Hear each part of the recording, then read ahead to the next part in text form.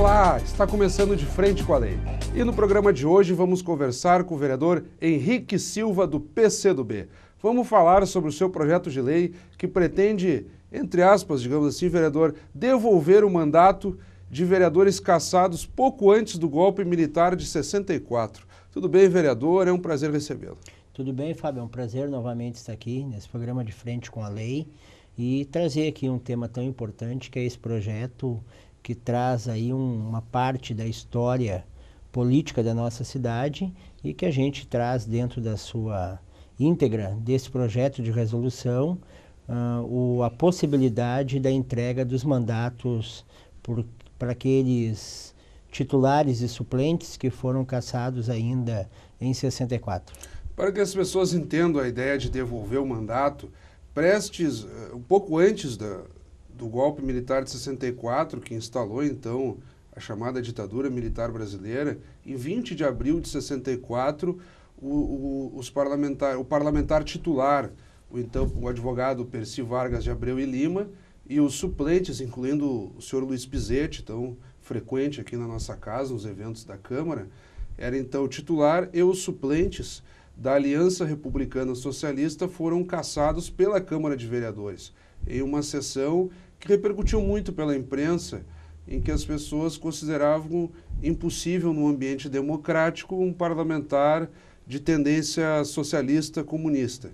Então foi cassado. E o senhor simbolicamente tenta devolver os mandatos, pelo menos que os familiares tenham esse orgulho de saber que, enfim, o seu antepassado conseguisse recuperar o seu mandato.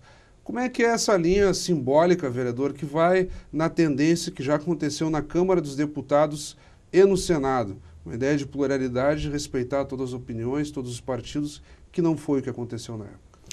O projeto vem, ao encontro dessa possibilidade de fazer a devolução, porque é um tema que está ocorrendo a nível nacional, é uma reparação do que ocorreu em 64 com o regime militar e que vários, tanto a Câmara de Deputados federais quanto o Senado, já estão com esse processo já em andamento para poder fazer as reparações do que ocorreram lá naquele período.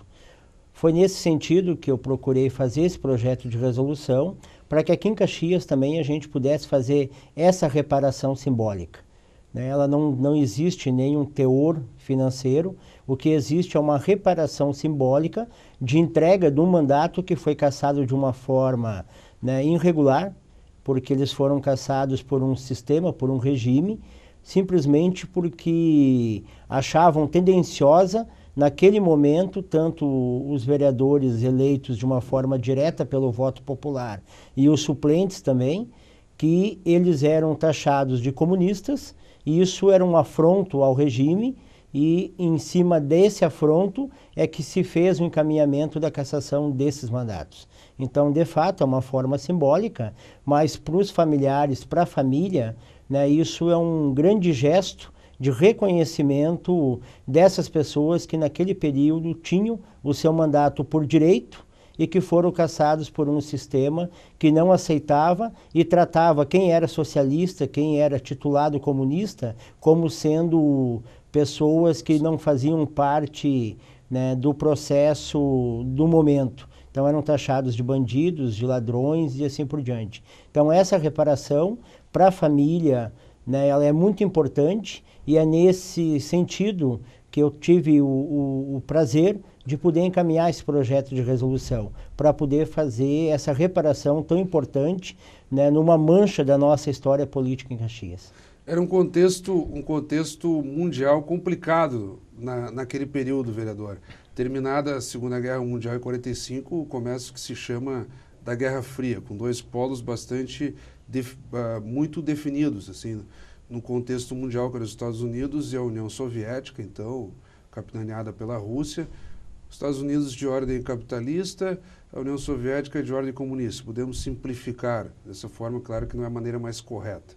E no Brasil, a partir do governo João Goulart, que é o último, antes do golpe de 64, ele começou a tomar medidas como, por exemplo, aumento do salário mínimo, tentou iniciar uma reforma agrária, tomar ações de caráter mais popular. Isso começou a ser interpretado pela então direita como ações de caráter comunista. Então, o comunismo, como o senhor mesmo comentou, foi interpretado como uma forma subversiva e até antidemocrática. Essa era a justificativa que eles utilizavam na época.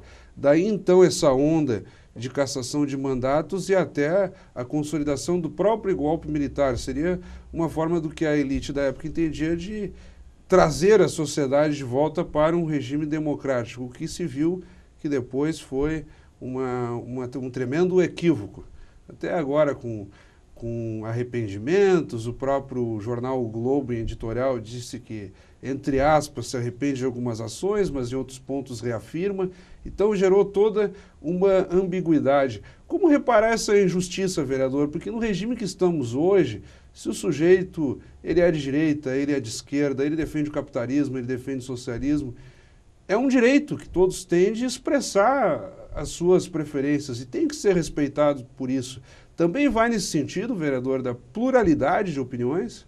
Sim, porque se nós for olhar a mudança que nós tivemos com o término do regime militar e nós hoje temos o direito de poder ter a livre manifestação, de poder opinar, de poder dizer a sua forma de pensar sobre o sistema.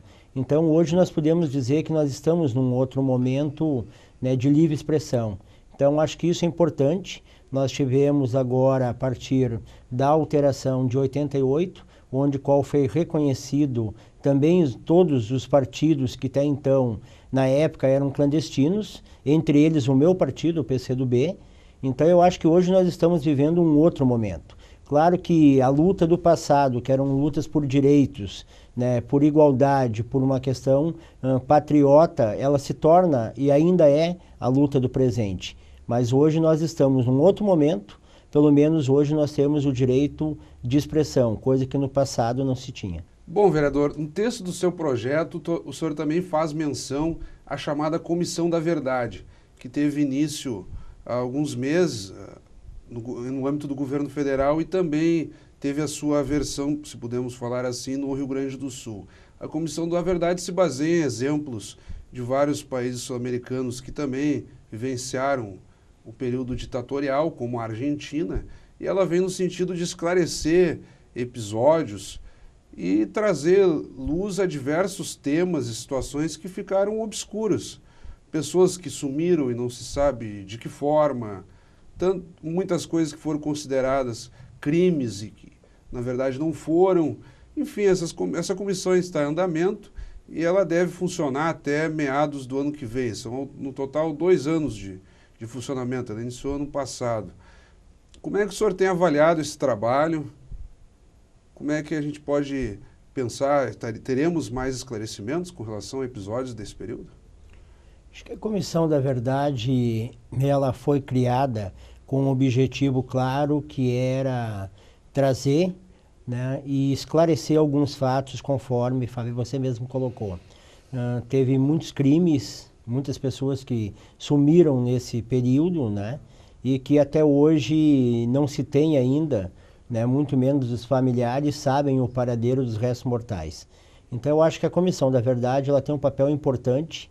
Ela trouxe e está trazendo esse debate de uma forma aberta e eu acho que assim como teve na Argentina, teve no Chile, eu espero que a Comissão da Verdade brasileira ela possa dar esse passo à frente de concluir um trabalho até meados do ano que vem, que possa de fato marcar, né, essa parte da história, mas como uma reparação.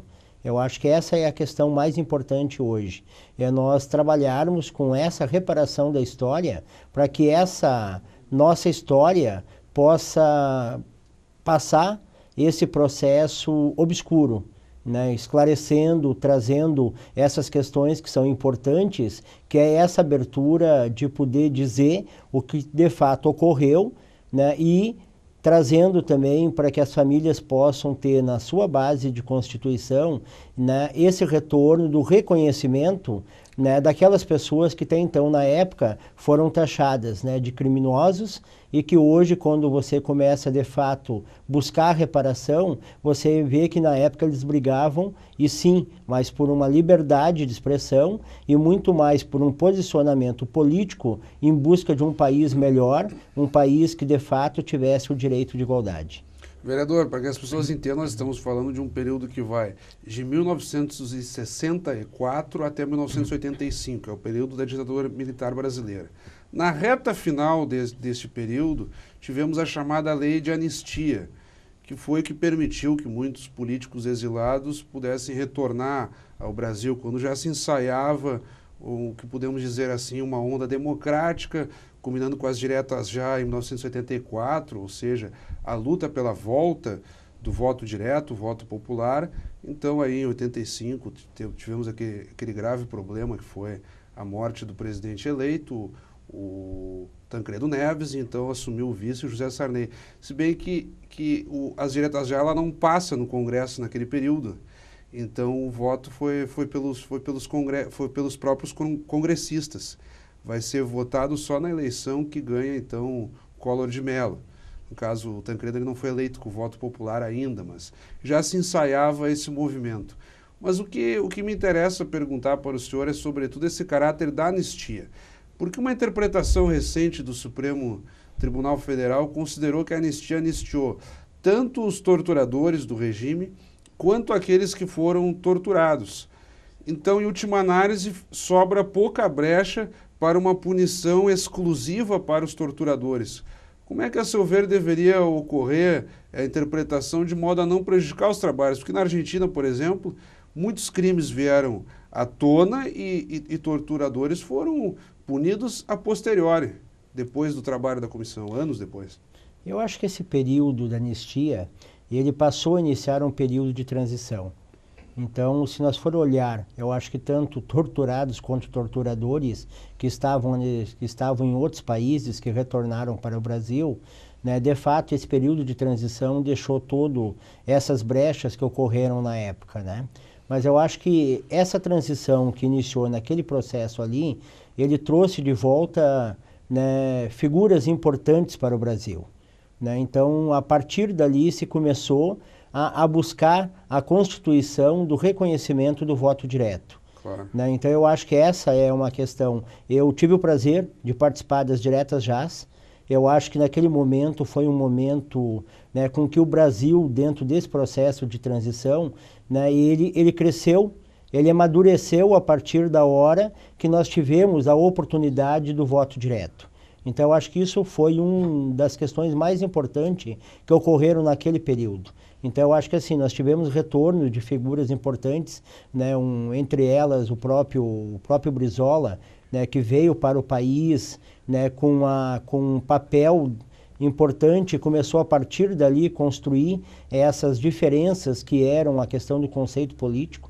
Então eu acho que assim, essa transição, ela de fato, ela ocorreu, ela foi importante naquele momento, e eu espero agora que nessa busca de levantar e o conhecimento que a própria Comissão da Verdade vai ter sobre os fatos, que nesse momento a gente possa, sim, buscar a reparação. Eu acho que esse processo todo que ocorreu em alguns países, né, para que fosse presos torturadores, eu acho que hoje o país, o Brasil, ele está muito mais na questão da reparação, da questão do direito, do que eu acho do que mesmo botar hoje um torturador, que seja ele, né, existente e vivo. Muitos, né? já morreram. E muitos já morreram, mas eu acho que hoje não seria esse o papel da Comissão da Verdade, mas sim levantar o fato do reconhecimento das pessoas que, por direito, estavam certas naquele período e foram taxadas e foram,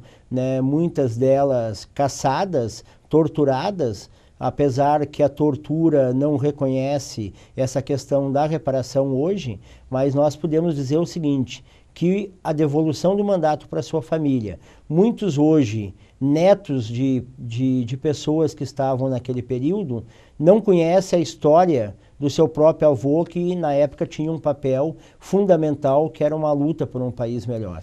Então, acho que isso é uma questão importante. Eu gostaria que, trazendo de volta, que a gente acabou, tivemos que abrir um pouco o leque até para relembrar esse período e as pessoas entenderem do que nós estamos tratando realmente, o contexto mundial, o contexto brasileiro, os problemas daquele período, da própria ditadura militar, mas eu gostaria que dentro do contexto caxiense, o senhor que é do PCdoB, que traz inevitavelmente essa herança política, histórica, da figura do advogado Percy Vargas de Abreu Lima, tão citado, homenageado na Câmara. Recentemente houve o lançamento de um livro resgatando as memórias dessa figura pública tão importante para o cenário caxiense. Que o senhor situasse quem está nos acompanhando, quem foi o Percy Vargas de Abreu Lima e, sobretudo, as suas contribuições para a configuração política de Caxias do Sul. Eu acho que nós pegando hoje não só a questão do Percy, né, o Percy Vargas, né, eu acho que titular também... da ARS naquele Titular da ARS momento. naquele momento, né, eu acho que o município já tentou fazer a sua primeira reparação quando botou o nome da Casa da Cultura de Percy Vargas, né, de Abreu e Lima. Eu acho que ele tinha esse papel fundamental na época, tanto ele quanto os demais, o próprio Henrique Dorvaz Filhos, né, o próprio Luiz Pizzetti, que é vivo hoje. Tive o prazer de conversar com ele e ele me trazia um pouco da história do que ocorreu naquele momento, né? Então eu acho que se nós for olharmos, né, para todos que naquela época, né, em 20 de abril de 64, foram cassados os seus mandatos, né?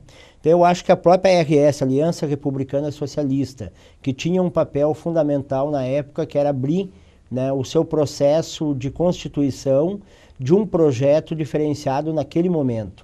E fazer um contraponto aos partidos, digamos, majoritários, né, naquele momento. Fazia o contraponto. Aí que é o grande espírito da democracia. A convivência entre os polos opostos. Né? Essa é a essência da democracia. É tu, né, saber que as diferenças, elas por si só, elas fazem parte do sistema. E que cada um, dentro da sua diferença, né, tem o seu olhar, os seus objetivos de buscar aquilo que considera certo. Então, eu acho que na época essas pessoas fizeram esse debate. Né? Não conseguiram avançar fruto dessa cassação, mas que eles se posicionaram sabendo que poderia mudar e alterar, porque eles tinham um sonho, que era um sonho do reconhecimento da sua luta em busca da diferença do que estava naquele momento colocada, que era o regime militar para um regime socialista, um regime que fosse buscar não só a questão do direito, mas também a questão da liberdade. Então, eu acho que isso, na época, a questão do patriotismo dessas pessoas que estavam na busca dessa mudança do sistema, na busca de uma mudança de um regime, né, isso era fundamental para que a gente tivesse e chegasse onde nós estamos hoje, nesse novo momento, nesse novo processo de liberdade. Os relatos são fortíssimos. O senhor citou o senhor Luiz Pizzetti, foi reconhecido como vereador naquele período. Ele até conseguiu comprovar, trazendo documentos, que em torno de um dia ele chegou a ser vereador, a assumir o mandato. Faz pouco tempo que houve até um reparo em nossos arquivos da Câmara, o reconhecendo então como ex-vereador da Casa. Todo ano o senhor Luiz Pizzetti ocupa a tribuna da Casa, até como comunitarista que é, um dos fundadores do movimento comunitário, presidente emérito da União das Associações de Bairro, a UAB, e ele contando que os torturadores daquele período chegaram na sua casa e ele foi preso e começam a cobrar explicações e questionar sobre situações que a própria pessoa não tem a menor noção do que se trate. Então, imagina o senhor estar dormindo com a sua esposa, o sujeito chega, lhe prende, lhe cobra por uma série de questões que às vezes o senhor nem tem conhecimento e isso fica por isso mesmo, sem reparo nenhum. Foi bastante emocionante esse relato que ele fez numa dessas tribunas livres, da qual me recordo, e que se repetiu com várias pessoas. Isso é o mais lamentável, vereador. Ele, nas conversas que eu tive com o seu Pizzetti, ele me relatou que estava com a família no domingo almoçando, e que chegou o exército, né? Só identificaram a pessoa dele e levaram ele. Ele ficou preso nos porões da ditadura em Porto Alegre por 40 e poucos dias. E sem a família ter o conhecimento do que tinha ocorrido, né? E também sem saber o paradeiro.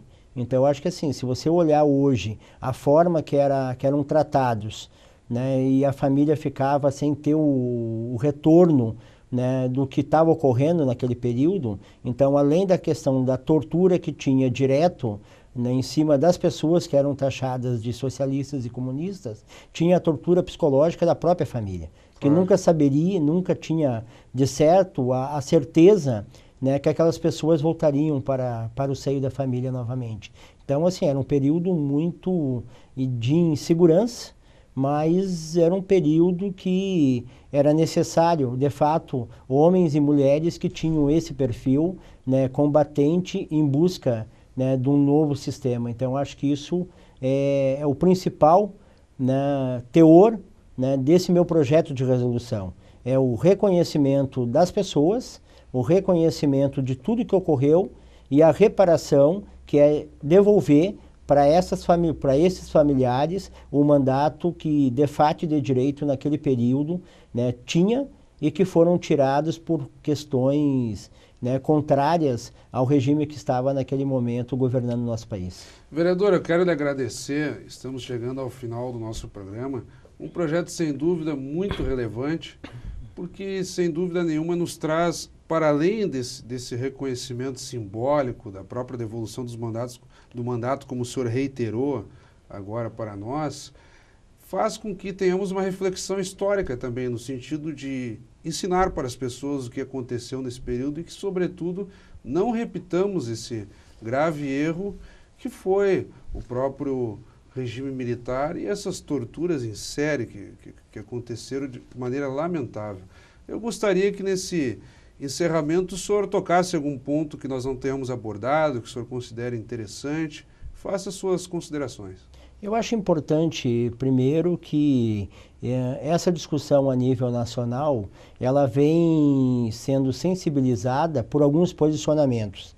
Eu acho mais recente agora o posicionamento da Rede Globo, que na época contribuiu de uma forma direta para que tivesse as cassações, as torturas, e que ela veio ao público agora fazer um reconhecimento, né, que naquele momento agiu de uma forma errada e equivocada, se colocando hoje na reparação do que se posicionou no passado. Eu tenho recebido, né, muitas pessoas, né, me ligaram, estão se comunicando comigo, falando da importância desse projeto. Então, eu acho que isso, para mim, me deixa, né, muito tranquilo de trazer esse debate para casa, né, me deixa de uma forma, né, que me coloca num posicionamento que eu me sinto honrado em poder fazer não só o debate, mas poder ajudar, né, fazer nesse momento do debate essa reparação tão importante que é, né, uma reparação da história política do nosso município. E nada melhor do que a gente fazer esse gesto, né, de devolução dos mandatos a essas pessoas que contribuíram e que foram importantes para que a gente pudesse chegar na Caxias do passado, do presente, olhando para Caxias do futuro. Mais uma vez, muito obrigado, vereador. Para que as pessoas entendam, o projeto do vereador está tramitando pelas comissões da Câmara até receber pareceres e, quando estiver pronto, irá então para apreciação do plenário a fim de ser votado. E sendo aprovado, serão dados os encaminhamentos para que aconteça então a devolução do mandato daqueles parlamentares cassados injustamente, tanto o titular quanto os suplentes da ARS, Aliança Republicana Socialista, daquele período de 64. Mais uma vez, muito obrigado, vereador. Conversamos então com o vereador Henrique Silva, do PCdoB. Obrigado pela audiência, continue acompanhando a programação do nosso canal 16 e até o nosso próximo encontro.